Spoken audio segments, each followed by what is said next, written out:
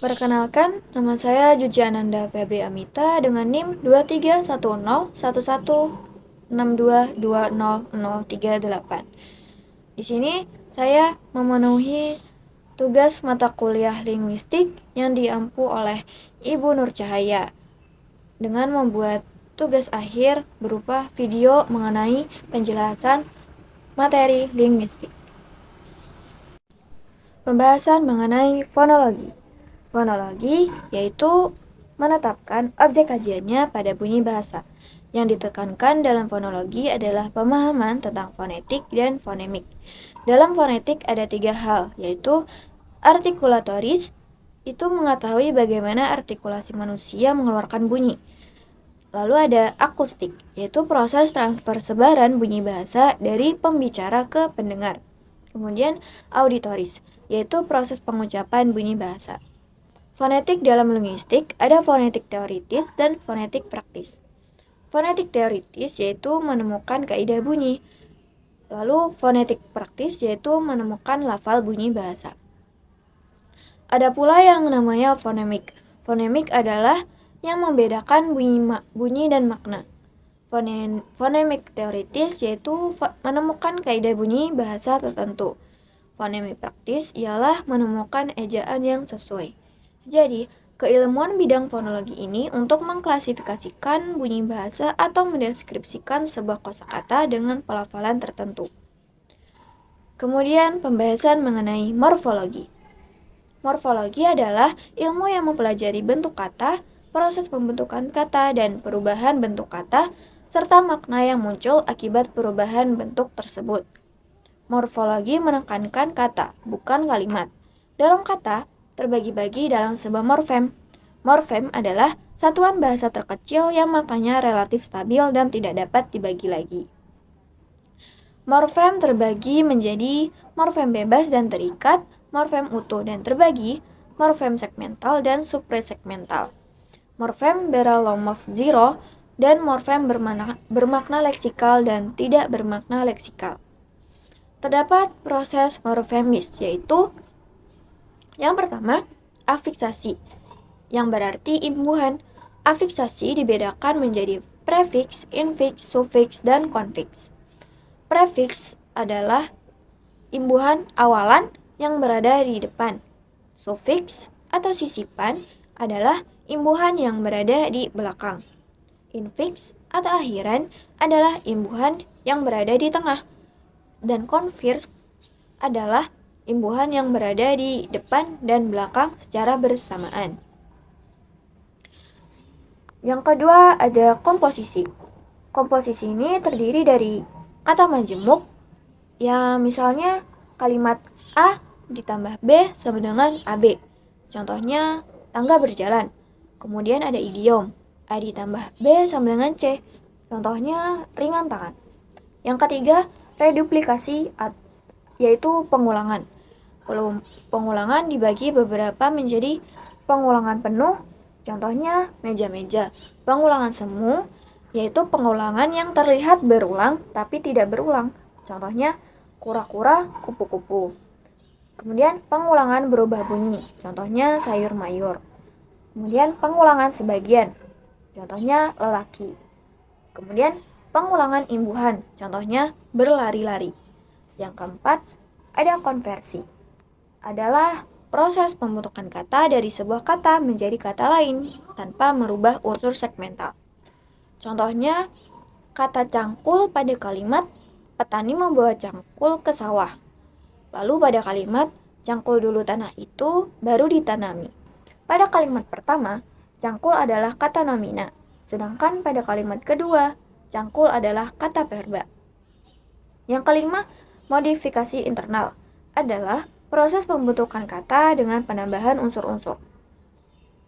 Kemudian pembahasan mengenai sintaksis. Sintaksis adalah ilmu yang mempelajari tentang aturan dalam tata bahasa. Sintaksis terdiri dari fungsi yang berupa subjek, predikat, objek, keterangan, dan pelengkap. Kemudian kategori, yaitu berupa nomina verba, adjektiva, adverbia, numeralia, preposisi, konjungsi, dan partikel. Kemudian ada peran. yaitu peran itu tergantung unsur pengisi dari fungsi. Contoh peran misalnya kalimat Sinta menampar Rama. Di sini Sinta sebagai subjek, perannya adalah pelaku. Menampar sebagai predikat, perannya adalah tindakan. Rama sebagai objek, perannya adalah korban. Satuan sintaksis terbagi atas kata sebagai satuan yang paling kecil. Frasa, kemudian klausa, dan kemudian kalimat, dan wacana sebagai satuan terbesar. Frasa adalah gabungan kata yang mengisi satu fungsi yang bersifat non-predikatif. Contohnya, rumah sakit, pria tampan, gadis cantik, dan kata lainnya. Frasa terdiri atas frasa eksosentrik, yaitu frasa atau kata yang tidak bisa dipisahkan. Frasa endosentrik ialah frasa yang jika dihilangkan salah satu katanya, maka akan tetap memiliki makna. Kemudian frasa apositif adalah frasa yang menggantikan, biasanya ditandai dengan koma pada kalimat sebelumnya. Contohnya, Pak Budi, dosen linguistik itu. Kemudian ada frasa koordinatif, adalah frasa yang ditandai dengan atau pilihan maupun. Contohnya, jauh atau dekat, bayar 3.500. Kata atau pada kalimat jauh atau dekat bayar 3.500 itu merupakan frasa koordinatif. Kemudian klausa. Klausa adalah susunan kata yang bersifat predikatif dengan adanya subjek dan predikat. Klausa sama dengan kalimat, yang membedakannya ada pada akhir kalimatnya. Klausa tidak diakhiri tanda titik, hanya seru atau tanda lainnya.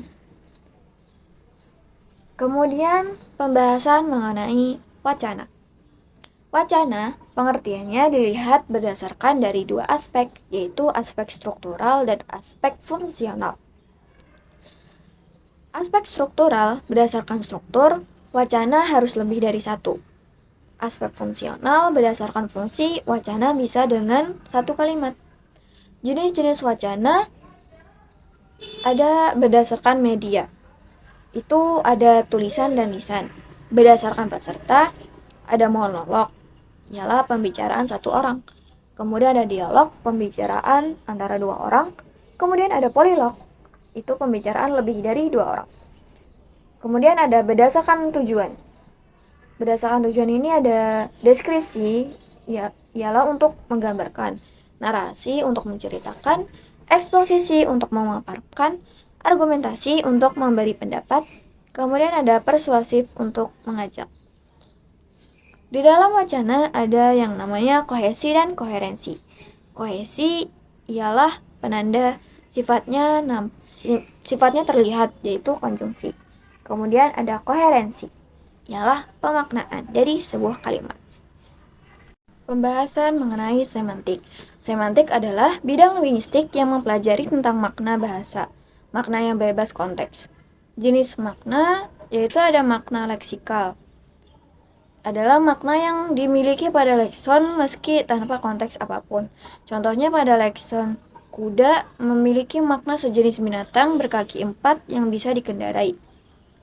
Kemudian ada gramatikal, yaitu makna gramatikal baru ada kalau terjadi proses gramatikal seperti afiksasi. Contohnya afiksasi prefiks ber dengan baju melahirkan gramatikal berbaju, yang berarti memakai baju. Kemudian ada kontekstual, yaitu makna sebuah kata yang berada di dalam suatu konteks. Contohnya pada kalimat adik jatuh dari sepeda. Kemudian ada makna referensial, ialah makna yang memiliki acuan. Contohnya kata hitam. Contoh kalimatnya, Nanda memakai gaun hitam. Kemudian makna non-referensial, yaitu makna yang tidak memiliki acuan. Contohnya kata dan, atau, karena. Itu adalah kata-kata yang tidak mempunyai referensi. Kemudian ada makna denotatif dan konotatif. Denotatif adalah makna kata yang lugas dan objektif. Maknanya konkret. Contoh kalimatnya, adik tetap saja bermain api di pekarangan rumah. Sedangkan makna konotatif adalah makna tambahan. Contohnya, Renata mempunyai sifat seperti malaikat. Kemudian ada makna konseptual dan makna asosiatif. Makna konseptual adalah makna yang dimiliki oleh sebuah kata terlepas dari konteks atau asosiasi manapun. Sesungguhnya makna konseptual sama saja dengan makna leksikal, denotatif, dan referensial. Sedangkan makna asosiatif adalah makna yang dimiliki sebuah kata atau kata yang berkenaan dengan adanya hubungan kata itu dengan sesuatu yang berada di luar bahasa. Misalnya, kata melati berasosiasi dengan sesuatu yang suci atau kesucian. Kemudian ada makna kata dan makna istilah. Makna kata adalah makna yang belum kita ketahui sebelum kata itu berada di dalam konteksnya. Sedangkan kalau makna istilah itu mempunyai makna yang pasti jelas, tidak meragukan meski tanpa konteks kalimat. Kemudian ada makna idiom dan peribahasa. Makna idiom adalah tidak dapat diramalkan dari makna unsur-unsurnya baik secara leksikal maupun gramatikal. Sedangkan makna peribahasa adalah makna yang masih dapat ditelusuri dari makna unsur-unsurnya karena adanya asosiasi antara makna asli dengan makna yang sebagai peribahasa. Ada beberapa relasi makna. Yang pertama, sinonim. Sinonim ialah kemiripan. Contohnya kata benar dan betul. Kedua ada antonim. Antonim adalah kebalikan. Contohnya menjual sama dengan membeli. Kemudian ketiga ada polisemi. Adalah kata yang bermakna lebih dari satu. Contohnya kata tinggi pada kalimat dengan tinggi 165, Amita menjadi siswi paling tinggi di kelas kami. Sebagai siswi, tingginya merujuk pada panjang badan. Kemudian ada kalimat, kita tidak boleh memiliki sikap tinggi hati apapun alasannya. Tinggi di sini berarti merujuk pada arti sombong. Yang keempat ada homonimi. Adalah kata yang memiliki bunyi yang sama namun arti yang berbeda. Contohnya kata bisa. Kata bisa dapat diartikan mampu melakukan dan bisa pada ular, bisa ular. Yang kelima ada hiponim dan hipernim. Contohnya kata merpati dan burung. Kalau merpati berhiponim dengan burung, maka burung adalah hipernim dari merpati. Kemudian ada ambiguity atau ketaksaan. Gejala dapat terjadinya kegandaan makna akibat tafsiran gramatikal yang berbeda. Contohnya buku sejarah baru. Kalimat itu memiliki dua kemungkinan. Arti yang pertama, buku sejarah itu baru, terbit, atau buku itu membuat sejarah zaman baru. Kemudian, pembahasan mengenai pragmatik. Pragmatik adalah studi tentang makna, yaitu makna yang disampaikan oleh penutur dan ditafsirkan oleh pendengar dengan mengkaji keadaan dan situasi dalam konteks penyajian. Contohnya pada kata kursi. Kata kursi memiliki dua makna, yaitu tempat duduk dan pemegang kekuasaan atau sebuah kedudukan. Contohnya pada kalimat kursi presiden tahun ini masih diduduki oleh Pak Jokowi, yang berarti Pak Jokowi masih memegang kekuasaan presiden. Sedangkan makna yang biasa kita dengar, aku duduk di atas kursi. Kursi sebagai tempat duduk. Kemudian ada ruang lingkup pragmatik yang terdiri dari yang pertama adalah tindak tutur. Istilah dan teori tindak tutur diperkenalkan pertama kali oleh J.I. Austin. Austin membagi tindak tutur menjadi 3, yaitu lokusi, yang berarti tindakan menuturkan sesuatu. Kedua, ilokusi, yaitu tindakan melakukan sesuatu. Ketiga, perlokusi, ialah maksud tuturan yang memberikan pengaruh kepada pendengar. Contohnya ucapan janji yang melibatkan tindakan perjanjian dan ucapan maaf yang melibatkan tindakan meminta maaf. Yang kedua ada peranggapan. Levinson mengembangkan konsep mengenai praanggapan menjadi semacam anggapan atau pengetahuan terhadap sesuatu. Suatu tuturan menjadi benar atau salah dapat ditentukan dengan adanya praanggapan, atau sederhananya adalah beranggapan tindakan yang menduga sebelumnya.